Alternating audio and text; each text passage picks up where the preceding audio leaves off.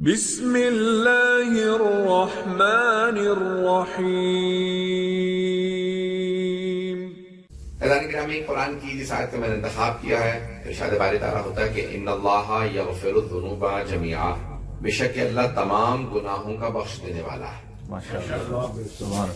جب کسی نے کہا کہ مولا حکومت کی طرف سے کہا جا رہا ہے، یہ بنی عباس کا ظاہراً دور ہے کہ یہ آیت قرآن کی سب سے زیادہ اچھی آیت ہے، تو مولا نے فرمایا کہ نہیں، ہمارے نزدیک قرآن کے اندر گناہگاروں کے لیے سب سے بڑی بشارت وہ یہ آیت ہے کہ ان اللہ یغفر الذنوب جميعا، کہ بے شک خدا تمام گناہوں کا معاف کرنے والا ہے، بخشنے والا ہے، مغفرت کرنے والا ہے۔ ہر گناہ معاف ہے، حتیٰ شرک سے بھی توبہ ہے کہ انسان شرک چھوڑ دے، توحید پہ آ جائے تو شرک سے توبہ ہے۔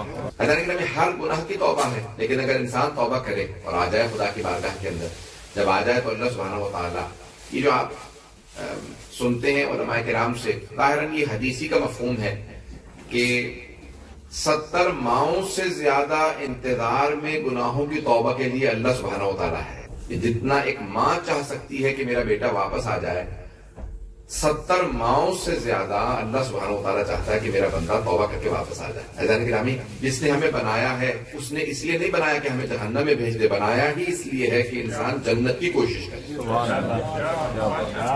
کوشش انسان جنت کی کرے۔ جناب امیر المومنین نہج البلاغہ میں فرماتے ہیں کہ مجھے تعجب ہے اس آدمی پہ جس کی اکائیاں دہائیوں سے بڑھ جاتی۔ کچھ لوگ پہنچ گئے، مجھے تھوڑی سی وضاحت کرنی پڑے گی۔ قرآن کے اندر آیت ہے کہ من جاء بالحسنۃ فلہ عشر امثالها، جو بھی نیکی کرتا ہے اسے ہر نیکی کے عوض 10 گنا ثواب ملتا ہے۔ You are rewarded 10 times the action that you perform, you are rewarded 10 times that action۔ ایک نماز کا ثواب ایک کا نہیں ملے گا، 10 کا ثواب ملے گا۔ ایک حج کریں گے تو 10 کا ثواب ملے گا۔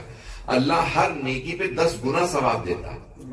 لیکن اگر کوئی انسان گناہ کرے تو من جاء بالسیئۃ، جو اگر گناہ کرے گا تو بل ایک ہی لکھا جائے گا، گناہوں کو 10 نہیں لکھتا۔ اب اکائی کہتے ہیں ایک ایک کو، یونٹس، اور دہائیاں 10۔ مولا فرماتے ہیں مجھے تعجب اس آدمی پہ جس کی اکائیاں دہائیوں سے بڑھ جاتی ہیں۔ ہر نیکی مثال کے طور پہ 10 لکھی جائے گی۔ مولا فرماتے ہیں یہ 10 لکھ رہا ہے اللہ نیکیاں، اور گناہ صرف ایک لکھا جا رہا ہے۔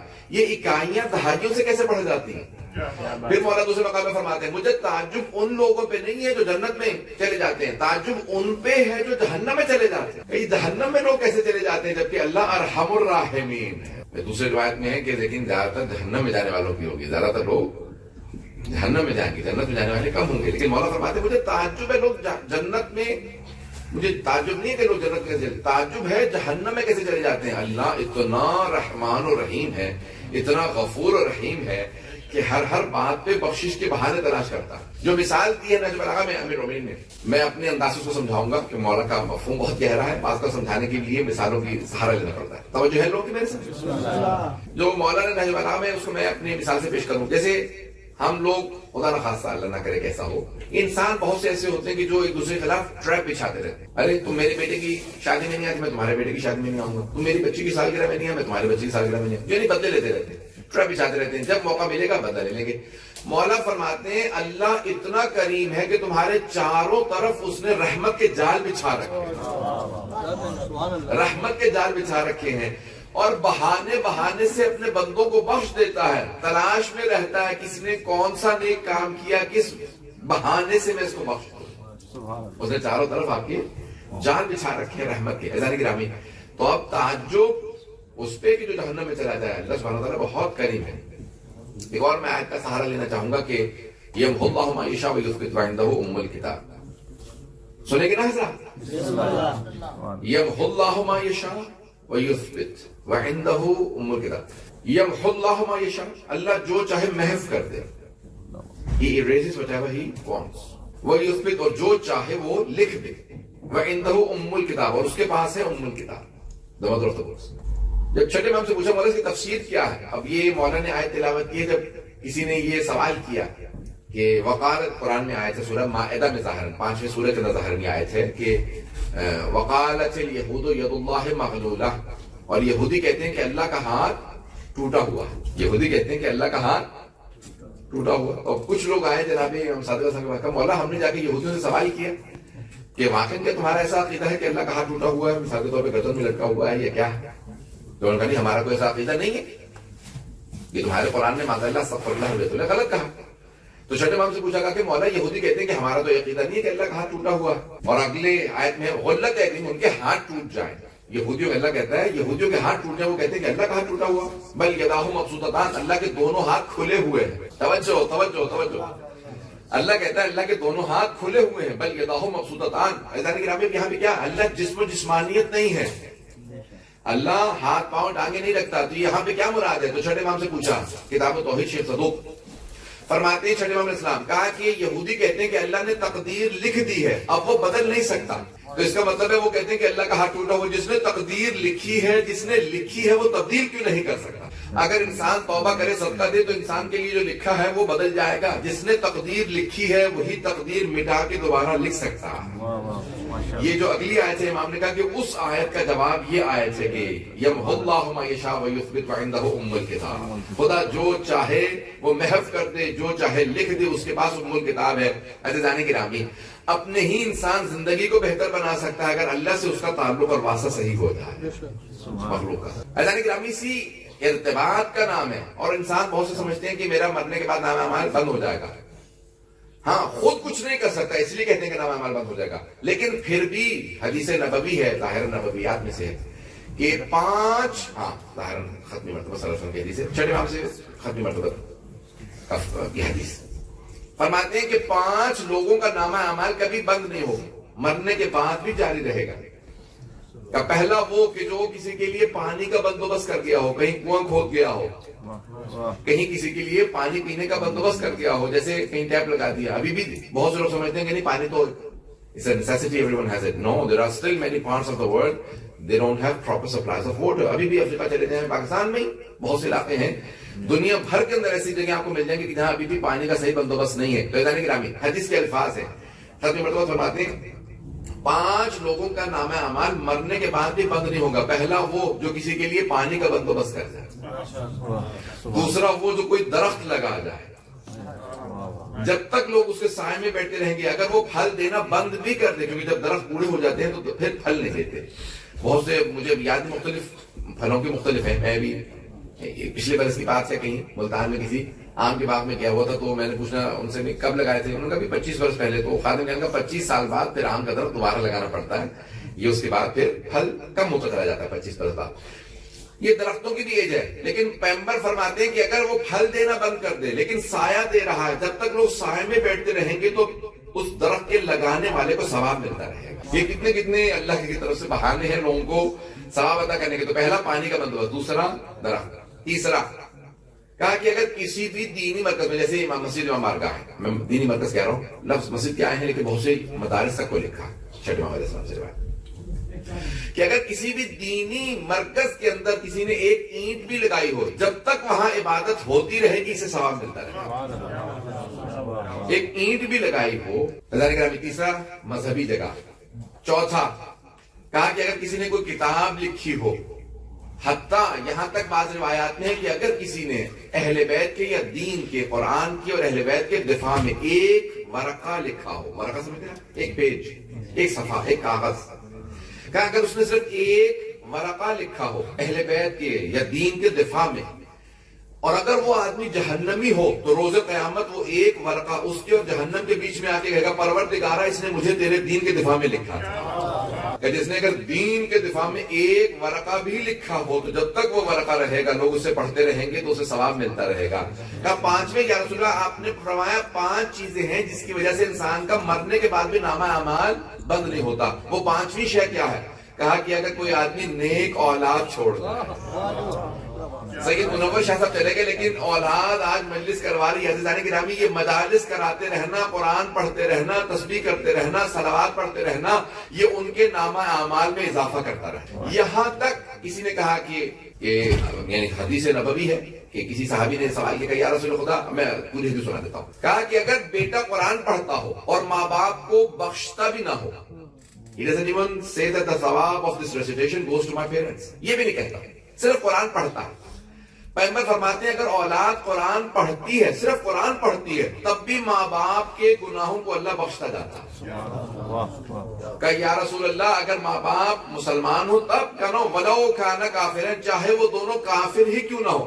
کہ یا رسول اللہ کافر کو تو ثواب نہیں مل سکتا، کہا لیکن اللہ ان کے عذاب میں کمی کر دے گا، عذاب میں کمی کر دے گا۔ اگر بچہ قرآن پڑھتا ہے گرامی نہیں آتا تو صرف سورہ فاتحہ ہی دہراتے رہیے، یہاں تک روایات میں کہ صرف بسم اللہ دہراتے رہو، یہاں تک کہ سورہ اخلاص دہراتے رہو، کیونکہ ایک سورہ بھی آتا اسے دہراتے رہیں، اسی مرنے والے کو ثواب ملتا رہتا ہے۔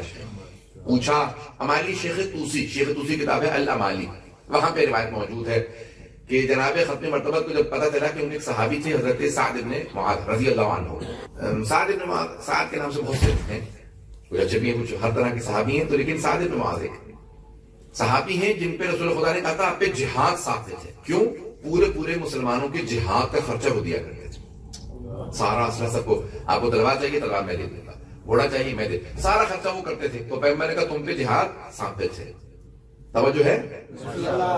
ابھی انہیں سعد کا انتقال ہو گیا مدینے میں، جب انتقال ہو گیا نا سعد بن معاذ کا، تو رسول خدا ننگے پاؤں جنازے میں آئے، تو صحابہ نے کہا یا رسول اللہ آپ ننگے پاؤں جنازے میں کیوں آئے؟ کہا کیونکہ 70 ظاہراً 70 یا 80 ہزار، 70 یا 80,000 I am doubting not the hadith، 70 یا 80 ہزار ملائکہ سعد کے جنازے میں موجود ہیں۔ بھئی سعد اہل بیت میں نہیں، بدلے لوگ ہیں یا نہیں ہیں؟ سعد اہل بیت میں نہیں ہے، اہل بیت کا مقام تو اور بالا تر ہے۔ کہا سعد کے جنازے میں 70,000 ملائکہ آئے ہیں۔ کہا یا رسول اللہ اتنے 70,000 angels are attending his funeral۔ کہا یا رسول اللہ اتنے جنازے میں، اتنے ان کی فیونرل میں ملائکہ اینجلز کیوں آئے؟ کہا کیونکہ سعد قرآن پڑھنا نہیں جانتے تھے، چند سورہ حفظ تھے، تاجر تھے، he was a businessman۔ کہ جیسے صبح گھر سے نکلتے تھے نا سورہ اخلاص کی تلاوت شروع کر دیتے تھے، he used to recite سورہ قل واللہ احد، اور جب شام کو گھر واپس آتے تھے تب تک پورا دن سورہ اخلاص کی تلاوت کرتے تھے۔ جیسے ہی سعد کا انتقال ہوا تو اللہ نے کہا اے میرے فرشتوں جاؤ سعد کے جنازے میں شریک ہو جاؤ، وہ میرے سورہ اخلاص کی اتنی تلاوت کرتا تھا کہ میری رحمت کو جلال ہے کہ لوگ میرے فرشتے اس کے جنازے میں جائیں۔ بعض کا ایک چھوٹا سا سورہ اس کے علامہ طباطبائی صاحب المیزان سنیں گے نا حضرات، صاحب المیزان علامہ طباطبائی، نام سن رکھو گا، علامہ سید محمد حسین طباطبائی، بہت بڑا نام ہے ہمارے حوزے کا، نجف اشرف پڑھے ہوئے تھے اور بعد میں قم آ گئے تھے۔ وہ کہتے ہیں کہ بعض اوقات آپ کی جو ایک صلوات تنہائی میں پڑھ دیتے ہیں، اللہم صلی اللہ محمد و علی محمد، پروردگار یہ صلوات میں نے اپنے فلاں مرحوم کو بخش دی۔ علامہ طباطبائی کہتے ہیں جو ایک صلوات آپ پڑھتے ہیں نا اپنے مرحومین کے لیے، تو آپ کو اندازہ نہیں ہے اس ایک صلوات کے نتیجے میں کتنے میل اس مرحوم کا سفر طے ہو جاتا ہے۔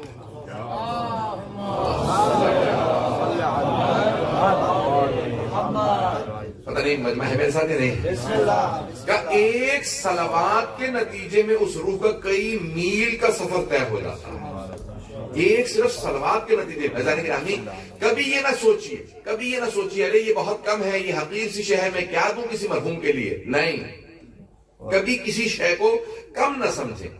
یہاں تک شیخ عباس قمی نے لکھا ہے کہ ایک مشہد مقدس کا ایک گورنر تھا، بہت ظالم تھا، مفاتیح الجنان میں لکھا ہے کہ مشہد مقدس کا گورنر تھا، ظالم ظلم کرتا تھا۔ جب وہ مر گیا تو لوگ بہت خوش ہوئے کہ اچھا وہ مر گیا، کسی نے اس کے لیے فاتحہ نہیں پڑھی، لوگ خوش ہوئے، خوشی منائی کہ مر گیا ہوا ہے، اسے لوگوں نے دفنا دیا، نہ جانے کہاں پہ کسی نے دفنا دیا، خاندان والوں نے۔ جب وہ مر گیا تو بڑے بڑے علماء نے خواب میں دیکھا، کئی برس بعد یا کئی مہینوں بعد اس کے مرنے کے، کہا کہ علماء سے کہا، اس نے درخواست کی، مرنے والے نے، اس گورنر نے درخواست کی، کہا آقا مشہد کے لوگوں سے کہیں کہ جو مشہد سے باہر جا کے کھانا پھینکتے ہیں نا کتوں کے لیے، مشہد مقدس میں کتا نہیں، کہا مشہد سے باہر جو کھانا پھینکنے جاتے ہیں نا جانوروں کے لیے، کتوں کے لیے، بھیڑیوں کے لیے، تو نیت کر لیا کیجئے کہ وہ جو نجس جانوروں کو کھانا دے رہے ہیں اس کا ثواب مجھے مل جائے۔ پتہ نہیں لوگ ہیں یا نہیں، یعنی نجس جانور کو بھی کھانا دینے کا ثواب ہے، ہر شے، ہر چھوٹے سے چھوٹے کام کا ثواب ہے۔ کبھی یہ نہ سوچیں یہ حقیقی شے میں کیا بھیجوں گا،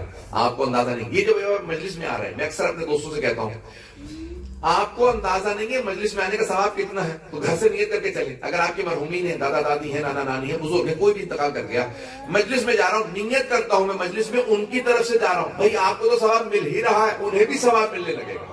اور فرمایا تھا نہیں کہ چھوٹے چھوٹے نیک کاموں سے نہ جانے کتنے لوگوں کو کتنا ثواب مل جاتا ہے۔ آپ کو تو ثواب مل ہی رہا ہے، آپ مجلس میں آ رہے ہیں، لیکن ان مرحومین کو بھی ثواب میں شریک کر لیجئے تاکہ ان کی روحیں آپ سے بھی خوش ہو جائیں۔ یہاں تک ایک حدیث میں نے خود حدیث لکھی یہ حدیث میں پیچھے تم دیکھ رہا تھا کہ پوچھا کہ مولا کوئی آدمی ہے اس کا انتقال ہو گیا, اس نے حج نہیں کیا تھا, بیٹے نے باپ کا حج کروا دیا, یہ خود کیا یا کسی سے پیسے دے کے حج کروا دی, تو کہا اس نے حج کروایا, اس مرحوم باپ کو ثواب ملے گا؟ مولا نے کہا تم نے قرآن پڑھا ہے نا کہ من جاء بالحسنۃ فلہ عشر امثالها, جو ایک نیکی کرتا ہے اس کو 10 گنا ثواب ملتا ہے.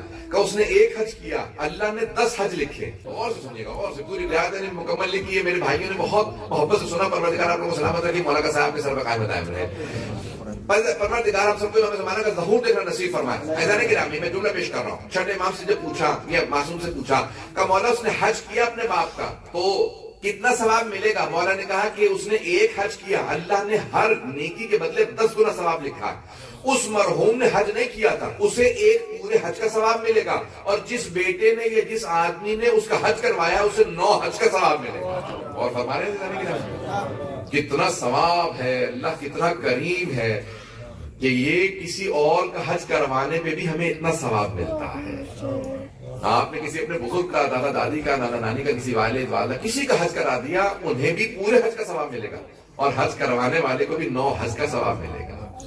کہ اللہ کتنا کریم ہے. ایذان گرامی, یہاں تک ایک میں جملہ پیش کر رہا ہوں کہ یہ البتہ میں نے حدیث میں نہیں دیکھا, یہ بہت بڑے بزرگ کسی مجھے نے سنا. وہ کہتے ہیں یہ 2 آدمی مر جاتے ہیں, دونوں نماز نہیں پڑھتے تھے, ایک کے بیٹے نے اس کی نمازیں پڑھوا دی, دوسرے کے بیٹے نے نہیں پڑھوائی. ایسا ہوتا یا نہیں ہوتا؟ کئی لوگوں کے ہوتے بیٹے فوراً کہتے ہیں میرے ماں باپ کی قضا نمازیں تھیں, قضا روزے تھے, حج نہیں تھا, ان کی طرف سے میں خیرات کر دوں, مجلس کرا دوں, قرآن پڑھوا دوں.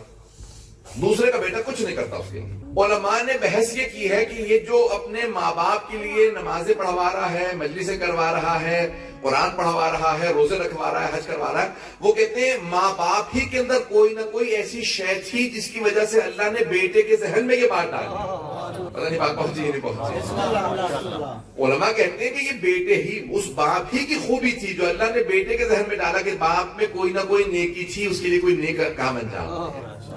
یہ جو مجلس بھی ہو رہی ہے یہ انہی مرحوم کی کوئی نیکی تھی جو آج اولاد کے دل میں یہ خوبی ہے کہ یہ مجلس کروا رہے ہیں, یہ قرآن پڑھوا رہے ہیں, یہ یاسین کروا رہے ہیں, یہ جو کچھ بھی عمل کر رہے ہیں, جو عمل آپ نیک کریں گے اس کے اندر آپ کو بھی پورا ثواب ملے گا. اللہ کے یہاں ثواب کی کمی نہیں, اس کے یہاں ثواب کی کمی نہیں ہے.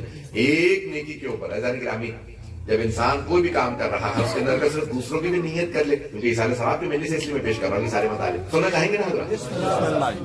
ایذان گرامی, ہر نیکی میں, یہاں تک ایک حدیث کے اندر پیغمبر اسلام کے الفاظ ہے, اگر میری امت کا ایک جوان کسی بوڑھے آدمی کو صرف اس لیے احترام سے سلام کرے یا اس کا احترام کرے کہ یہ سفید ریش ہے, اس کی داڑھی سفید ہو گئی ہے, تو اللہ سبحانہ و تعالیٰ اس کے 70 گناہ معاف کر دے.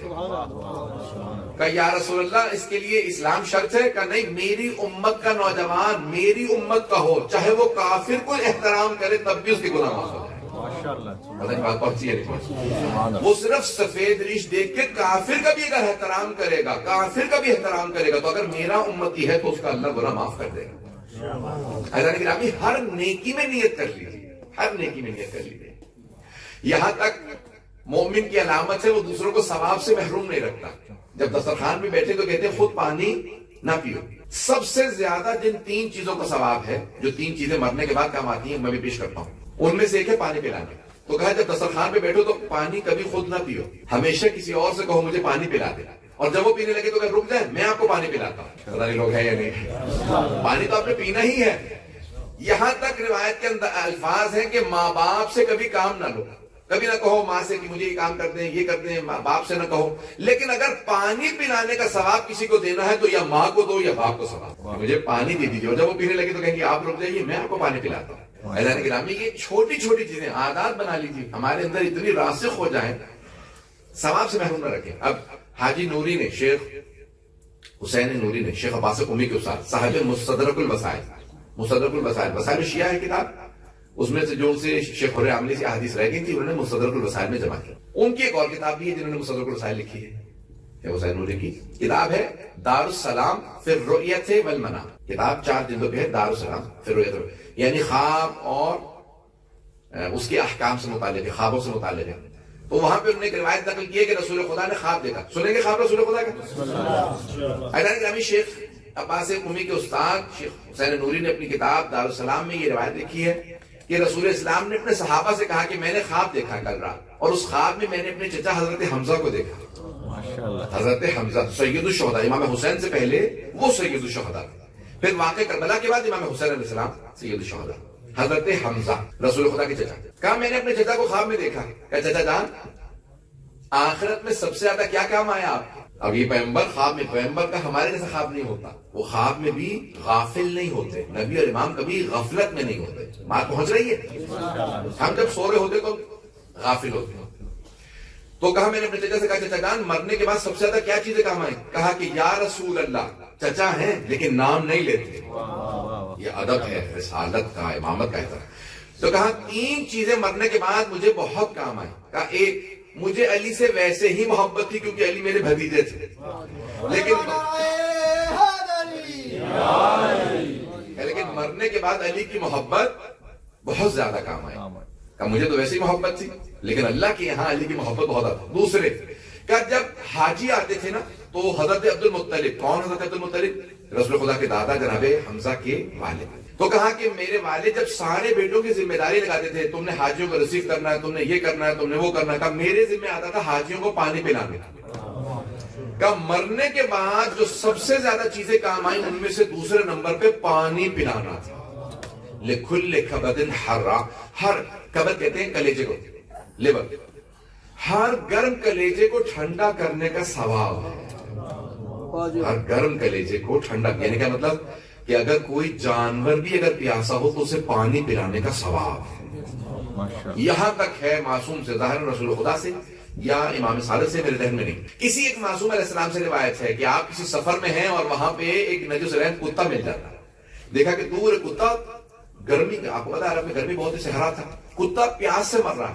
کہ یہ جو میرے وضو کا پانی ہے نا، جاؤ جا کے اس کتے کو ڈال دو. کہ یا رسول اللہ نماز بغیر وضو کے پڑھیں گے؟ کہ تیمم کر لوں گا لیکن جانور کو پیاسا نہیں مرنے دوں. جانوروں کو بھی پیاسا برداشت نہیں کرتے. پیاس عجیب و غریب شہر ہے. کھلے کھبدن حرا، ہر گرم جگر کو ٹھنڈا کرنے کا ثواب، ہر گرم جگر کو ٹھنڈا کرنے کا ثواب، چاہے جانور ہی کا جان آپ اس کو پانی پلا. تیسرے شہر کہ یا رسول اللہ آپ پر اور آپ کی آل پہ درود بھیجنے کا ثواب بہت زیادہ ہے. محمد والے محمد بلندتر صلوات.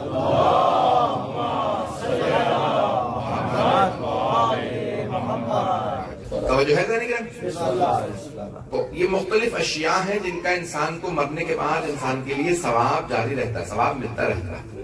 نیکیاں کرتے رہیں گے تو ثواب ملتا رہے گا. مختلف اشیاء ہیں. ایک شے ہے قرآن کریم کی تلاوت. میں نے بھی عرض کیا تھا کہ اگر سورہ اخلاص کی کثرت سے تلاوت کریں، کوئی بھی سلوات کی کسی ایک شے کی.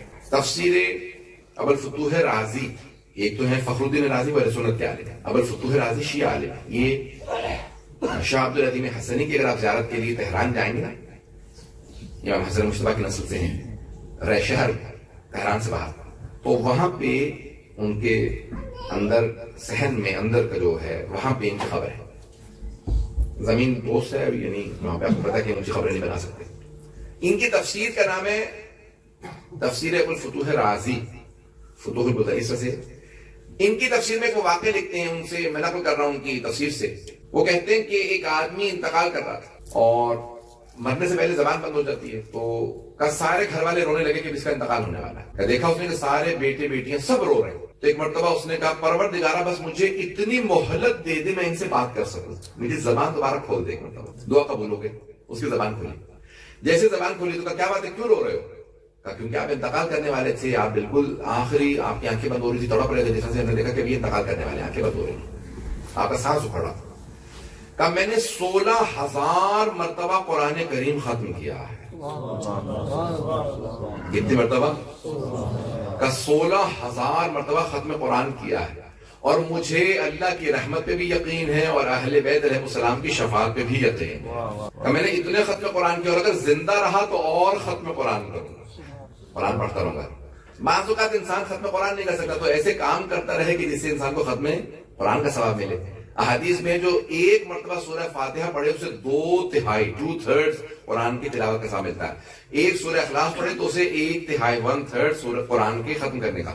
اور اگر کوئی سورہ یاسین کی تلاوت کرے، ایک سورہ یاسین ختم کرنے پہ 12 ختم قرآن کا ثواب ملتا ہے. یہ مجمع البیان میں، مجمع بیان میں روایت ہے کہ 12 ختم قرآن کا ثواب ملتا ہے جو اگر ایک مرتبہ سورہ یاسین کی تلاوت کرے. اگر آپ ہر روز تلاوت کرنے لگے 10 منٹ میں پڑھ لیتے ہیں، 5 منٹ میں بھی پڑھ سکتے ہیں اگر گرامی آسان. اور آج کل تو اتنا آسان ہے، آپ کہیں پہ بھی اپنے کار میں لگا دیجیے، سن لیجیے. قرآن واحد کتاب ہے جس کا پڑھنا بھی ثواب ہے، دیکھنا بھی ثواب ہے، سننا بھی ثواب ہے. قرآن کا دیکھنا، پڑھنا، سننا تینوں ثواب ہے. اسی لیے روایت میں ہے کہ جب بھی پڑھو قرآن کریم تو دیکھ کے اونچی آواز سے پڑھو. نہیں پہنچا سکا. چھٹے امام سے روایت ہے جب بھی قرآن کریم کی تلاوت کرو تو دیکھ کے، چاہے حفظ ہو تب بھی دیکھ کے پڑھو اور اونچی آواز سے. کا مولا کیوں؟ کہ تاکہ دیکھنے کا بھی ثواب ملے، پڑھنے کا ثواب بھی ملے اور سننے کا ثواب بھی ملے. اونچی آواز سے دیکھ کے پڑھو تاکہ سننے، دیکھنے اور پڑھنے تینوں کا ثواب ملے. ذہن گرامی واحد کتاب ہے کہ اس کا دیکھنے کا بھی. یہاں تک قرآن کریم اگر آج کل تو ایک ورقے پہ آ جاتا ہے، پورا کا پورا ایک پیج پہ پورا قرآن مل جاتا ہے، بڑے پرنٹ مل جاتا ہے، وہ لگا دیجیے. آتے جاتے ہوئے قرآن کی زیارت کرتے ہوئے جائیے. پورا دن عجیب و غریب ایسی اس کے اندر برکت ہوگی. بچوں کو عادت بنا دیجیے، جب گھر سے جانے لگے قرآن کریم دیکھتے ہوئے جائیں، اور جب جانے لگیں تو السلام علیکم یا عبداللہ کہہ کے جائیں، اور جب واپس آئیں تو دوبارہ گھر میں سلام کر کے داخل. خالی گھر میں بھی داخل ہو تو سلام کرو، چاہے السلام علیکم یا ایھا النبی کہہ دیجیے، یا السلام علیکم السلام علیکم یا صاحب زمان، یا السلام علیکم اب عبداللہ. کسی کو بس سلام کی عادت بنا لیجیے. سب سے ایک اور جو شے جس کا بہت زیادہ مرنے کے بعد بھی ثواب ملتا ہے، کا افشاء السلام. یہ جو سلام کو عام کرنے والے لوگ ہیں ان کا ثواب بہت زیادہ ہے. اور سلام میں پہل کرنا، سلام کو عام کرنا. سلام عام کیجیے، انتظار نہ کرے کوئی جو سلام کرے، سلام کو عام کرے. اتنا عام کرتے ہیں کہ پہچان بن جائے کہ جہاں جاتے ہیں یہ سلام پہل کرتے ہیں، یہ سلام عام کرتے ہیں. ایسا نگرامی یہ عادات چھوٹی چھوٹی سی عادتیں ہیں لیکن اس کا ثواب ملتا ہے.